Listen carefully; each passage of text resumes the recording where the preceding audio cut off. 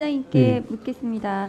차장님, 서울에 관사를 운영하는 행정기관이 없다는 거 알고 계신가요? 예, 그렇게 알고 있습니다. 서울뿐만이 아니라 수도권에도 관사를 운영하는 행정기관은 거의 없다시피 합니다. 예. 일부 철야 밤샘 업무를 해야 하는 비상대기 숙소를 운영하는 기관은 있지만 독립아파트로 관사를 운영하는 곳은 거의 없다고 봐야 합니다. 그런데 법원은 아직도 서울에 관사가 있더라고요. 예. 서울과 수도권에 무려 61곳의 관사가 운영되고 있습니다.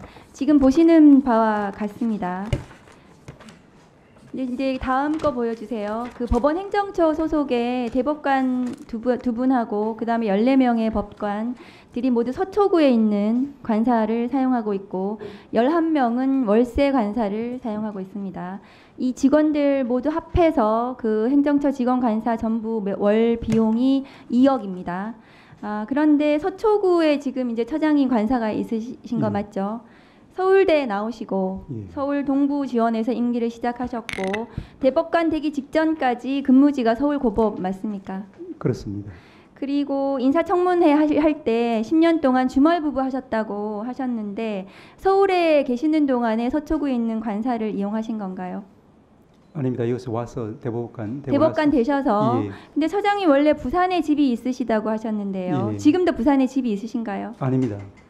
다음 거 보시면 처장님이 지금 부산집 매각하시고 예. 서울에 집을 안 구하시고 예. 관사에만 가족이 같이 거주하고 계시는 거거든요. 예. 이것은 관테크 아닐까요?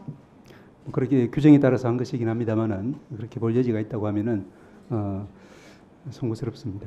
네, 그리고 다른 대법관님은 특이하게 또 용산의 동부 센트레빌 아파트에 월세를 얻으셨어요.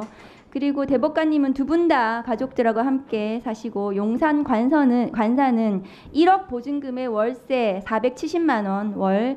그래서 한 분에게 월세만 연간 5천만 원 이상 쓰고 있습니다. 그런데 지금 용산하고 서초동은 지금 또 거리가 있어요. 또 서초동도 아니고 용산에 왜 굳이 관사를 구하셨는지 이해가 되지 않습니다. 그리고 용산과 강남 모두 서초 모두 굉장히 고액의 그 비용으로 보여집니다. 이 지금 용산에 관사 얻으신 대법관님은 다음 거 보여주세요. 마포구에 작년까지는 배우자 명의 전세로 임차 아파트가 있었는데 임차 해지하고 관사로 가족이 모두 들어가셨거든요. 근데 이것은 관테크로 국민들이 볼 여지가 있습니다. 그런데 법원 관사 내규를 제가 봤거든요. 다음 거 보여주세요. 그 관사 내규가 좀 허술하게 되어 있습니다. 그리고 관사를 누구에게 어떤 기준으로 관사를 지급해야 된다는 근거 규정도 없고, 그런데 경찰 관사 규정을 한번 보시면 경찰은 서울에 경찰청장 한 명의 관사가 있습니다. 그런데 굉장히 꼼꼼하게 3가지 규정이 있습니다. 제가 보기에는 이 법원 관사 규정도 제대로 구체적으로 규정을 하셔가지고 정말로 필요한 부분만 관사가 지급이 돼야 된다고 생각합니다. 그리고 대법관들께서는 사실 연봉이 굉장히 많으시잖아요. 이런 분들까지 서울의 가족 모두 관사에 거주하시는 것은 국민의 혈세가 그것이 관사로 뭔가 낭비되고 있는 것이 아닌가 하는 의구심이 있습니다. 지금 다음 거 보여주시면 법원 행정처가 예산의 독립을 좀 주장을 하셨어요. 다음 거 보여주세요. 아닌가요? 당시에 최근에 지금 이제 법원 행정처가 사법부 독립성, 자율성 보장을 위한 예산안 편성 절차 개선 방안 연구 정책 용역 보고서에 보시면 이 중에서 이제 사법부의 예산 독립을 좀 주장을 하신 게 있습니다. 그런데 이렇게 관사를 방만하게 지금 서울 수도권 보시면은 수도권 관사가 61채고 그래서 무려 이제 39억 7천만 원의 매입 비용, 임차 비용이 지금 지급이 되고 있습니다. 월세는 3억 6천만 원이고요. 그러면 이 사법부의 예산 독립 관련해서도 이 예산 독립을 저희가 국회에서도 국회 차원에서도 이것을 인정해 드리기가 굉장히 어렵다 이런 말씀을 좀 드리고 싶습니다. 그 다음으로 지금 아까 재판 지연 관련해서 계속해서 지금 국민의힘 의원들께서 얘기를 하셨는데요. 차장님께 묻겠습니다.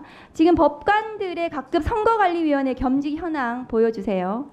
그 재판 적체, 재판 지연 굉장히 심각한데 중앙부터 시군구까지 선거관리위원회 모두 지금 법관들이 들어가 있는 형편입니다. 맞습니까, 차장님?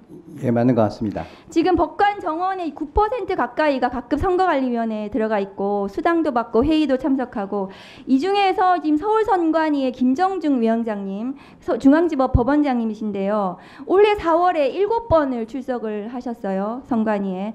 그리고 서초선관위의 신용무 위원장님, 동부지법 부장판사님이신데요. 4월 한 달만 8번 위원회 회의 출석하셨거든요. 그러면 이분들이 그 대법원에서 혹은 동부지방법원에서 재판 업무에 좀 집중할 수 없는 게 아닌가 싶습니다. 어떠십니까, 차장님? 예, 현재 법관이 그 선거관리위원장을 맡고 있긴 한데요. 이게 상근이지는 않고 회의가 있을 때마다 참석을 하고 특히 이제 선거가 집중적으로 몰려 있었을 때 그때 주로 집중적으로 참석을 하고 있어서 물론 재판 업무에서 일부 그러니까 맞지 않을 때보다는 업무의 부담이 좀 생길 수는 있다고 판단은 됩니다. 근데 헌법 114조 2항에서 중앙선관위는 대통령 임명 3인, 국회 선출 3인, 대법원장 지명 3인 위원으로 되어 있고 위원장 호선한다고 되어 있습니다.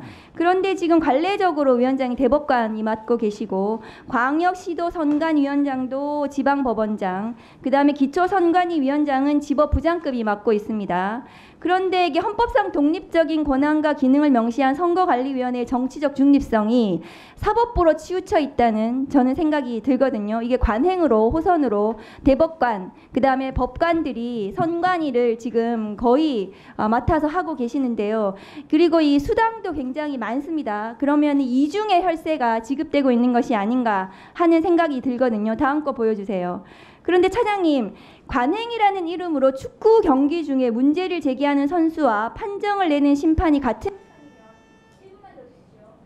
선거에서 나온 불법 행위에 대해서 선관위원장이 판단해서 고발을 하고 그 다음에 그 밑에 하위 법관이 재판을 합니다. 그럼 이것은 스포츠업계에서는 바로 승부 조작 뭐 이런 식으로 비판을 또 받을 수도 있거든요. 그래서 각급 선거관리위원회 위원장 겸직은 사법부 신뢰를 스스로 저해하는 측면이 분명하게 있습니다. 그렇지 않습니까? 예, 뭐 지적하신 부분 공감하는 부분도 있긴 합니다만 그 해당 선관위원장이 당해 사건을 맡게 되면 그 사건에 대해서는 다른 재판부로 재배당을 하도록 그렇게 규정을 하고 있고요.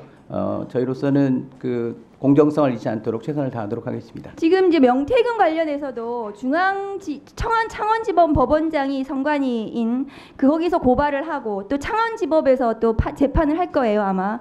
그러면 이것은 굉장히 공정한 재판이 좀 될 수 있겠는가 하는 의구심이 있습니다. 그래서 이 선관위 관련해서 대법원에서 뭔가 공정하게 공정성을 담보할 수 있는 조치, 선관위 구성을 어떻게 할 것인가에 대해서 고민해서 검토해 주시기 바랍니다. 알겠습니다.